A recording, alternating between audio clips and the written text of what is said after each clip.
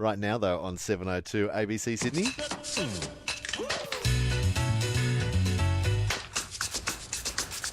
As we tuck into turkey and ham, there are so many other ways to celebrate Christmas. And for us, it's usually a humid summer's day.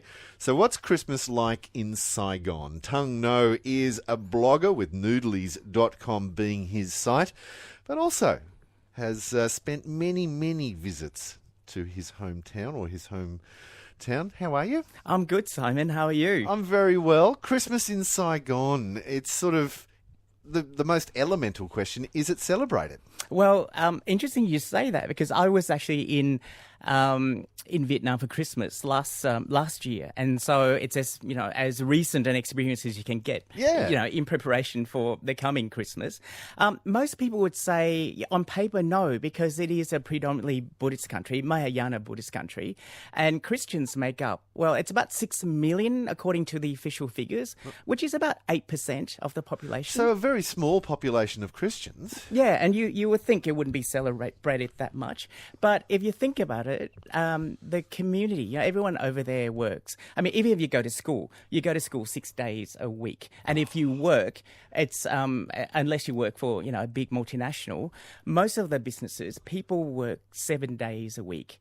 So what they're trying to do is find a reason to celebrate, to find occasions to celebrate. And the other thing I should mention too is something like 3/4 of the population were born after the war. So after 1975. So you've got a very, very young, optimistic population that is working very, very hard, early in the morning into late at night. So what happens for occasions like Christmas, that's when people let their hair down. So whilst it might not be for the religious sides of Christmas, many of the holiday factors still play strong. What will I do on Christmas in Saigon? Well, the first thing you do, if you go around the roads in Saigon, which is the CBD of Ho Chi Minh City, you actually see young people ride around in Santa outfits. And if they don't ride around in the entire red Santa outfit, they at least have the Santa hat on. And especially at night is when they go with their sweethearts driving about the town. And the roads are literally jam-packed with people riding their motorbikes through town. And so that's the first part of the celebration. And then there, of course, is the dinner. And the dinner is not the turkey and ham, which we know very well. But if you've come from a big family and you want a big celebration, you go to a big traditional Chinese-style restaurant to have a full-on 6-7 course meal. But if you're like the rest of everybody else who lives in Saigon, you go to your local restaurant and you normally have things like hot pot. Now, why hot pot? You can get a whole group together. Everyone can dip things. It's a communal experience, and you always have it with beer. Oh, wow. Because I know, in Lunar New Year, there are specific little dishes and packages and presents that are given. Are there similarities, even though it's not a major Christian festival? Is there a Christmas dish apart from the hot pot? Not really a Christmas dish. It's just a time for a lot of celebrations.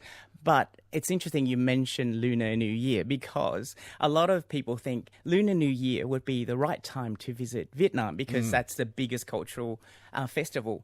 But people think about it, it's a 3-day public holiday in Vietnam.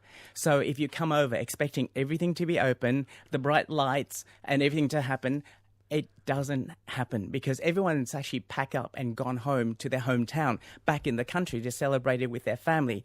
So the biggest tip here is, if you want to go over to Vietnam and really experience how the Vietnamese celebrate Christmas and our traditional Western New Year, is when you should come to Vietnam. So when you were there this time last year, did people actually say Happy Christmas to you? They did. And the interesting part is all the shops were decorated, even though they're not necessarily Christian. And the good part is it's a time where churches actually raise money, because shopkeepers actually go into churches to buy Christmas decorations to decorate there. They don't go down to their local supermarket. They go into the church to get decorations to spruce up their shops. Now, just as, we're so fortunate in Sydney. We can have all this wonderful native wildlife that wanders around. If you've been listening, emus and kangaroos.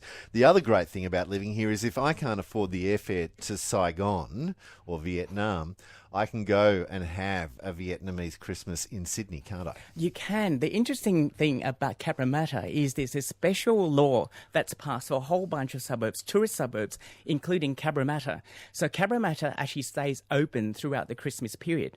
So here's a hint, people. If you forget to buy presents for your family, you can still get up early, head off to Cabramatta. There's an electronic shop there even. So if you want to buy electronic goods for a chain electronic shop for your family, you can do that. Or you can buy something very, very different. Everything is open on Christmas Day in Cabramatta. And you can do a fantastic tour through Cabramatta, just trying little dishes and places, and it's not hard to do, is it? No, and the good thing about Cabramatta is you can have bite-sized snacks. You can pop in here and have a pork roll here. You can have a fresh roll somewhere else. You can have dessert somewhere else, and you can have Vietnamese coffee somewhere else altogether. What about those little pork pies in the flaky pastry right near the railway station? Oh, Pate Sao is perfect. and the garlic that comes out from them afterwards. Tung, have a great Christmas. Thanks for all your contributions through the year. And people can check out more at noodlies.com. Thank you. Thank you, Simon. Did you like this video? There's 3 more ways to get more Noodlies. Read noodlies.com, like facebook.com/noodlies, or subscribe to youtube.com/noodliesfoodblog.